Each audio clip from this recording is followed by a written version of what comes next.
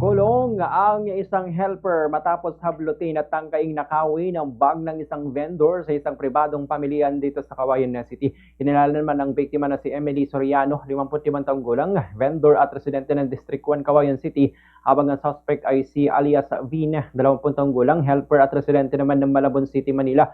Sa panayam ng Bomb Radio Cagayan kay Police Lieutenant Colonel Avelino Canceran Jr., Hepe ng Cagayan City Police Station, sinabi niyang nagtulungan ang mga nasa palengke upang habulin ang suspect. Sa kabutihang palad, sakto namang may mga pulis na nagroronda sa lugar, kaya't agad na naaresto ang suspect at dinala sa himpilan ng pulisya. Ayon sa ulat, hinablot ng suspect ang bag ng biktima na naglalaman ng 3 passbook, 2 cellphone, 300 pesos cash, charger at iba pang mahalagang gamit.